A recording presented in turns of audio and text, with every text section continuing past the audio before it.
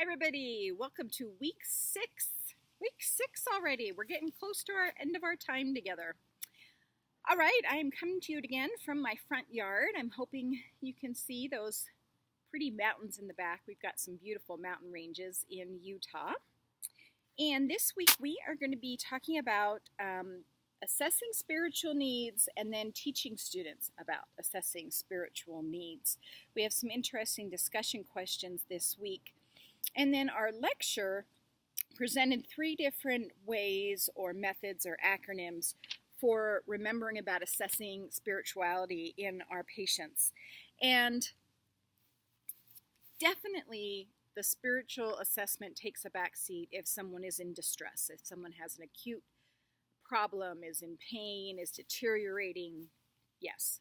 But when we're doing our comprehensive admission assessment, when we're assessing a patient in the home care setting, the hospice setting, different areas, it really is helpful to understand their spiritual perspective since we're charged with treating the whole person and not just the physical body. Sometimes it's a little bit hard to broach the topic for some people, definitely. And so I am going to include an article that where the authors discuss trying to include spirituality in the nursing curriculum, and this is actually in a program in Turkey. They have quite a few advancements in nursing school, and they were looking at how they can improve their curriculum in the area of spirituality.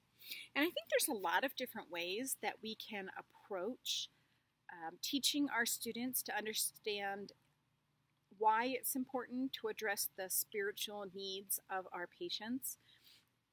But again, I think for some people it's a hard topic to approach. So I think we'll have some good discussion this week about our own spiritual assessments of individuals.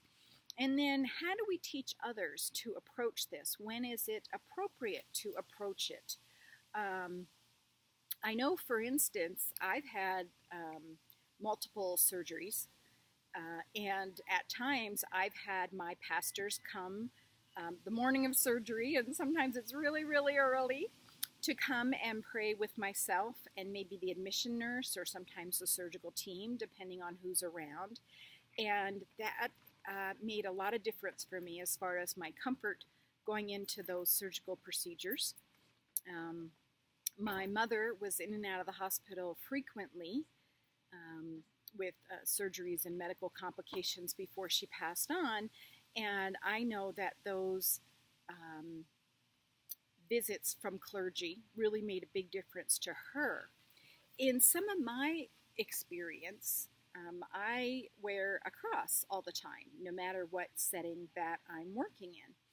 And so I think sometimes patients who want to discuss their spirituality sometimes feel a little bit more, or a spiritual need, sometimes feel a little bit more comfortable knowing that I'm a spiritual person and can ask those questions. But we all really do need to make sure that we're addressing this on a consistent basis and not just waiting for our patients to bring up something.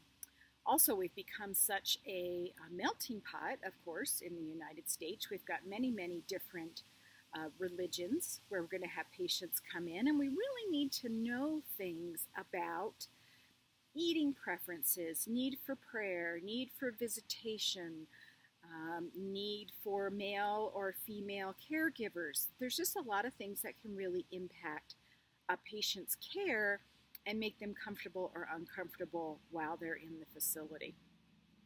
All right, so I'm going to be attaching that. This week, you have an assignment about spiritual assessments. You're going to be reviewing at least 2 spiritual assessment tools and kind of evaluating them and their ease of use. A couple things I wanted to just highlight for you. Please carefully review the rubric. There's 2 things that are pointed out in the rubric that I don't think are contained very well in the directions. So before you start writing, make sure you look at both components because I want to be able to give you as many points as possible. I don't want you to lose out on those. All right, so I think we're going to have some good discussions this week. And I'm looking forward to it. I'll see you in the main forum. Bye-bye.